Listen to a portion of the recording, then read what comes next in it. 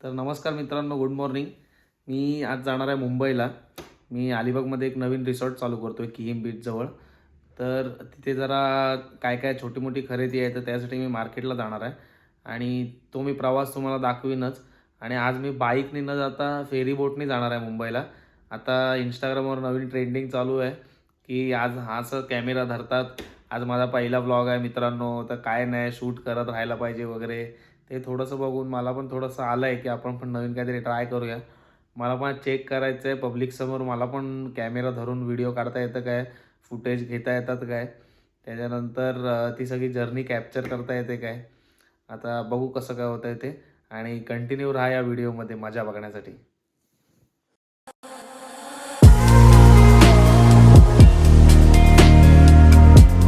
मी पोचलो आता मांडव्याला. मांडवा जेट्टीवर मी चालतोय. माझी 11:15 वाजताची लॉन्च आहे. मालदारमधून मी जातोय. मी आता तिकीट काढले ऑनलाईन पेमेंट करून तिकडे. आणि भाई हे खरंच कठीण आहे.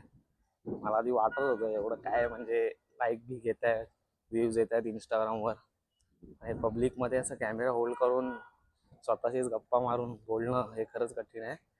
भाई तो कोण आहे क्रिएटिव्ह काहीतरी, त्याचं नाव आहे युजर नेम, बघतोय त्याच्या रील मला येतात स्क्रोलिंगमध्ये.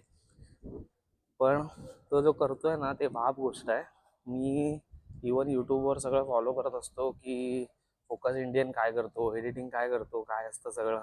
मला असं प्रत्येक वेळी वाटत असतं की भाई ते वरच्या लेवलला आहेत, त्यांच्या स्क्रिप्ट वरच्या लेवलला आहेत, त्यांची एडिटिंग वरच्या लेवलला आहेत. पण आत्ता मला कुठेतरी असं जाणवलं की भाई ते पण असे कुठे कधीतरी होते, खालच्या लेवलला होते, ते तिथून वरती आले.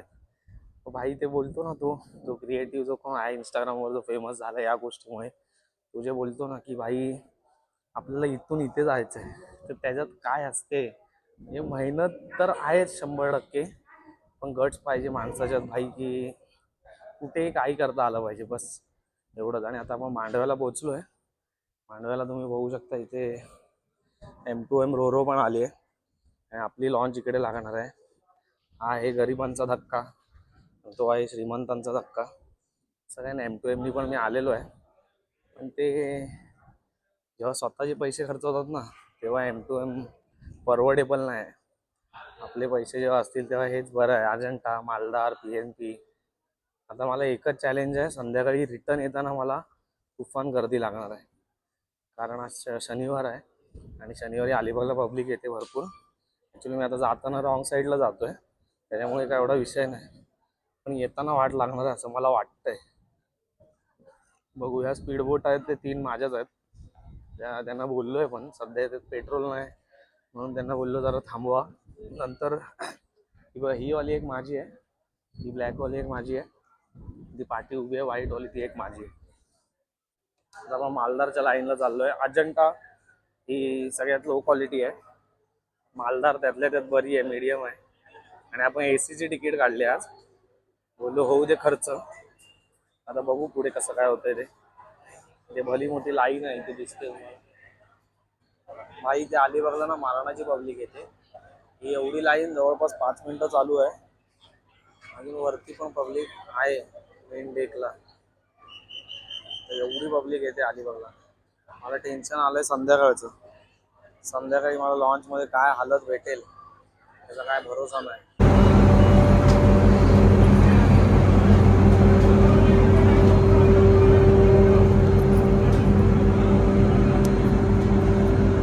जरा आज जाऊ दे.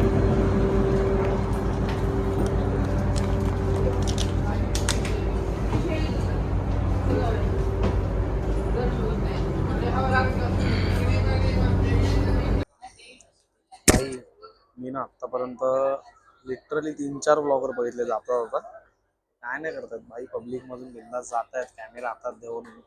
मी आता लॉन्चमध्ये बसलो, थोडा कम्फर्ट झोनमध्ये आलो आहे माझ्या, की भाई हा इथे बघणारी लोक 4 कमी आहेत, पण तरी पण नाही, ह्याच्यात काहीतरी आहे. आणि ह्या गट्समध्येच पैसा आहे असं मला वाटतं व्लॉगिंगमध्ये तरी. आता बघू पुढे कसं काय होतं. आता सध्या मी लॉन्चमध्ये तर बसलो आहे, AC ची तिकीट बुक केली आपण. कारण या मालदारचा विषय कसा आहे, बाहेर जो मेन डेक आहे ना तिथे विदाऊट AC आहे, तिथे मशीनच्या व्हायब्रेशनचा भरपूर आवाज येतो, डोक्याला हेडॅक होतो एकदम, म्हणजे दिवस घाण जातो माझा तरी 100%. म्हणून मी AC ची तिकीट बुक केली, इथे जरा शांतता तरी असते. जरा पब्लिक तरी चांगली असते. आणि इथे सॉकेट बिकेट आहे चार्जिंग बिर्जिंग लावायला. चार्जर तर आपण आणला ना, समजा एका दिवसाचीच फेरी आपली, पण तरी पण इन केस ऑफ इमर्जन्सी ते सगळं चालून जातं. एसी म्हणजे काय, मला काय अशी गरज नाही की मला एसीच पाहिजे हेच पाहिजे. त्या लिटरली आवाजाच्या इरिटेशनमुळे मी फक्त एसीची तिकीट काढली.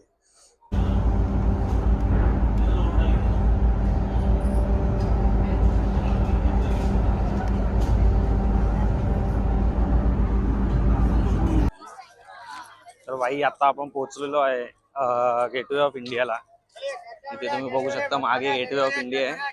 इथे आपल्याला बोटनी सोडलं आणि तिथे 2 ताज हॉटेल दिसतात. भाई आता ना, आता माझ्या खरंच कपाळात आहे.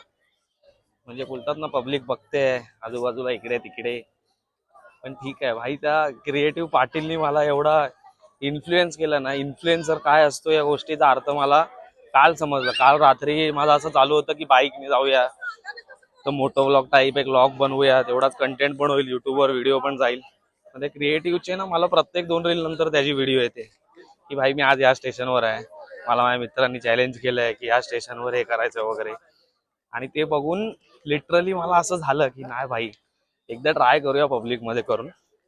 सगळी पब्लिक करते, आपण पण ट्राय करूया. आणि त्याची एक लास्टला मला एक रील ज्यांनी सगळ्यात जास्त इन्स्पायर झालो ना, ती रील अशी होती की त्यांनी एक चर्चगेट स्टेशनला गेला होता, मरीन लाईन्सच्या इथे त्या बाकड्यांजवळ गेला. आता बघा तुम्हाला एक इंटरेस्टिंग गोष्ट दाखवतो असं बोलून तू बोलला, बघितलं व्हिडिओमध्ये काहीच नाही पण तरी पण व्ह्यूज येत आहेत, लाईक येत आहेत, कमेंट येत आहेत. मी बोललो भाई हे काहीतरी वेगळं आहे, बोलो बघू ट्राय करून. आता आपण गेटवे मधून पण एक्झिट घेतलाय जस्ट. आता पण इथून 112 नंबरची बस पकडणार, जाणार बीटीला. बीटीला पहिला माझ्या आयफोन 12चा डिस्प्ले बदलायचा आहे. माझा एक तिथे मित्र आहे ओळखीचा मनीष मार्केटमध्ये, त्या मनीष मार्केटमध्ये मी तो डिस्प्ले चेंज करून आणणार. आणि ह्या फोनमध्ये जो काही डाटा भरतो तो सगळा एअरड्रॉप करून डायरेक्ट त्या जुन्या 12मध्ये टाकून देणार. म्हणजे कसं भाई विषयच नाही ना हे.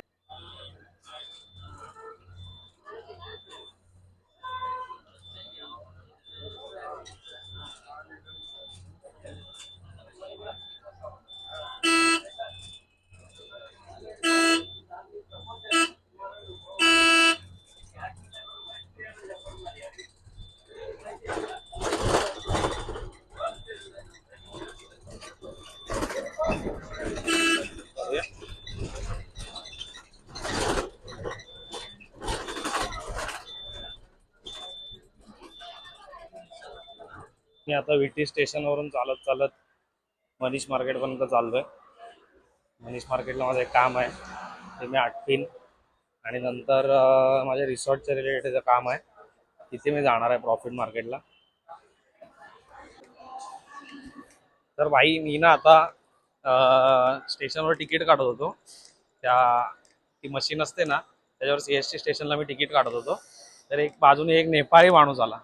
तो मला बोलला भैया ये UPI से कैसे करते हैं मुझे भी बताओ ना. तर मी त्याला प्रेमाने एवढंच बोललो, मराठीमध्ये काहीतरी येतं काय बोलायला.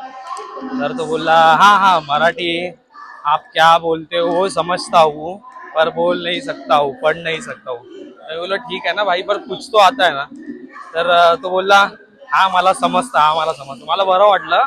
आणि भाई म्हणजे मी कॉन्फिडेंटली बोलू शकलो त्यासोबत की मराठीत बोलता येतं काय तुला वगैरे. आणि ते फक्त आणि फक्त राजसाहेब ठाकरेंमुळेच झालंय. आणि मित्रांनो माझे सबस्क्रायबर जे पण आहेत ना, मी तरी हे पॉलिटिकली पहिल्यांदा आणतोय ब्लॉग मध्ये. पण ह्यावेळी आहे ना मुंबईच्या इलेक्शनला कॉर्पोरेशन वाल्याला आपल्या ठाकरे बंधूंना मदत कराच. आईच्या गावात काय हाय तो राडा होऊन जाऊ दे, पण मराठीला सपोर्ट झालाच पाहिजे 101%. कारण आपण मराठी भाषेत बोलताना जो कॉन्फिडन्स येतो ना तो फक्त आणि फक्त त्यांच्यामुळे येतो, मला एवढं समजतं. आणि आपल्या भाषेचा आपल्याला अभिमान असलाच पाहिजे. आणि आता CST वरनं मी चाललोय, म्हणजे CST वरनं थोडीशी शॉपिंग झाली, मार्केटला वगैरे घुसलो होतो. तर ती शॉपिंग झाल्यानंतर मी आता चाललोय मित्राच्या घरी. त्यांचं असं होतं की तू परत रिसॉर्ट चालू झालं की मग तुला आम्हाला सॅटर्डे संडे सुट्टी असणार पण तुला तेव्हा टाइम नसणार, मग आता एकदाचा आलायस तर भेटूनच जा म्हणून. मग त्याच्याच घरी चाललोय, तन्मय आणि साईराज. तन्मय खोपडे एकदम खास भाई, एकदम खास.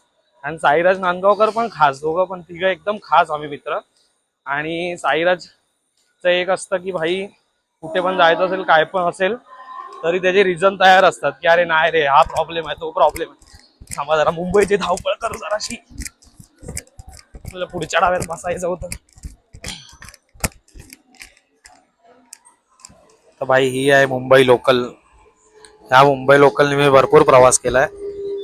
म्हणजे मी जेव्हा क्रिकेट खेळायचो शिवाजी पार्कला, तेव्हा शिवाजी पार्कला येणं असेल, प्रॅक्टिसवरून जाणं असेल, कुठे मॅच खेळायला जाणं असेल. त्याच्यानंतर परत मी जेव्हा क्रिकेट कोचिंगचा जॉब करत होतो तेव्हा मी रोज दादरवरनं रोज येऊन जाऊन करायचो. जोगेश्वरीवरनं दादर हा माझा डेलीचा रुटीन होता. सकाळी 7 वाजता जायचो ग्राउंडला वरळी स्पोर्ट्स क्लबच्या. त्याच्यानंतर ते झालं की 1-2 सेशन असायचे दुपारचे पण. ते झाल्यानंतर परत संध्याकाळी 2-3 सोसायटीजमध्ये कोचिंग करायचो. मग नंतर परत घरी जायचो. तेव्हा लोकलच माझा सहारा होता भाई.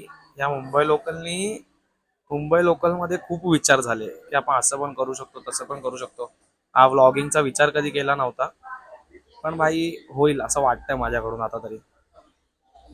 आता पण आलेलो टॉवर मध्ये. सर बेल कुठे येते? पोपळे बबडी जान हे. अरे बापरे, हा दरवाजा जास्त लांब जातोय जरा. हो, लॉक चालू केलाय. हा टॉवरचा फील आहे भाई. याला बोलतात पैसा. हे तन्मय, या पीओपीत किती पैसे लपवले? पीओपीत किती पैसे लपवले? अरे खूप आहेत. कॅश आहे सगळी? हा सब कॅश 2000च्या नोटा इथे ठेवल्या का? नवीन. चला घ्या, तुला वाटले हे दाखवतो मम्मीला. म्हणजे मम्मी वगैरे.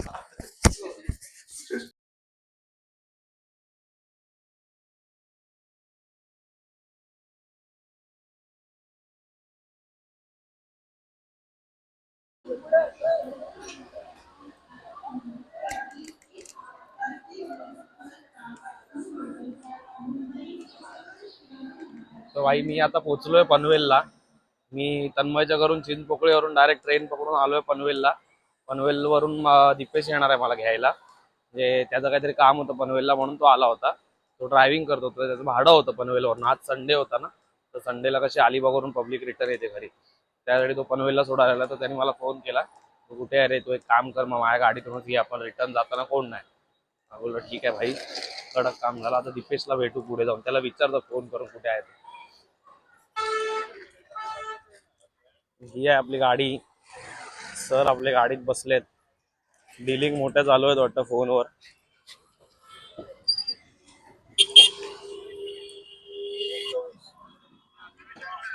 भाई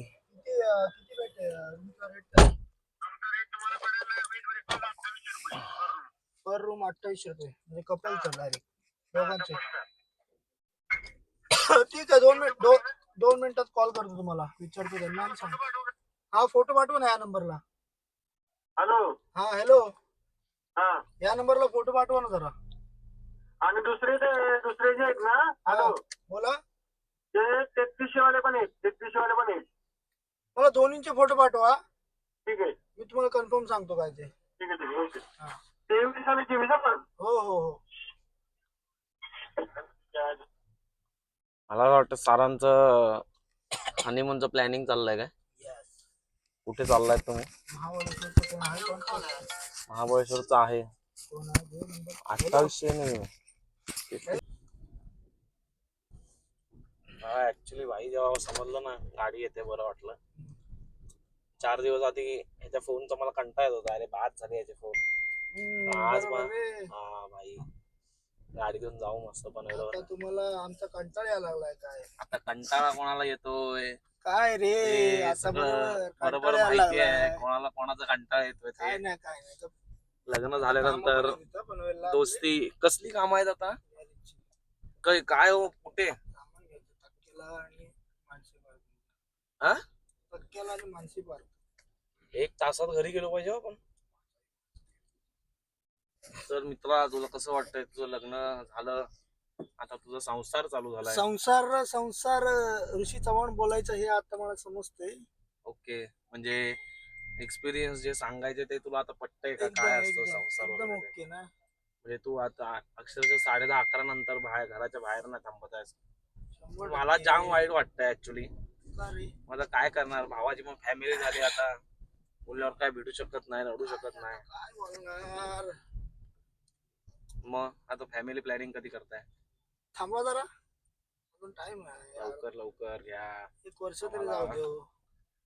आम्हाला काका बिका बोलायला कोणतरी पाहिजे लग्नात. 1 वर्ष 1 वर्ष. मला पत्रिकेत नावं टाकायला पाहिजेत. माझ्या काकाच्या लग्नाला यायचं हा.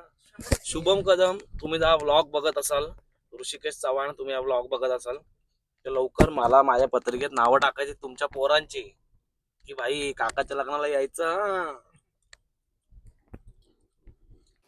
तर मित्रांनो, मी आता पोचलेलो आहे घरी आणि मला तरी खूप टफ वाटलं की पब्लिकमध्ये कॅमेरा पकडायचा, परत ते सगळं करायचं, तो फुटेज कवर करायचा. कारण लिटरली लोक बघतात यार काही हा काय करतोय, येड्यार का फिरतोय. पण ठीक आहे, कदाचित हीच ब्लॉगिंग असेल. आणि गॉर्फेड मार्केटला माझी चांगली शॉपिंग झाली व्यवस्थित, सगळं ते तिथेच पॅक करून ठेवलं आहे. पण नंतर कधीतरी 4 व्हीलर घेऊन जाऊन ते सगळं पिकअप करून घेऊन येईन. तन्मयचं घर तुम्ही बघितलं, तो आपला एकदम खास मित्र आहे, चिंचपोकळीचा चिंतामणीचा आहे. म्हणून कोणी प्लीज फोन नका करू की अरे भाई आपल्याला चिंतामणीचं दर्शन करायचं आहे, प्लीज नको.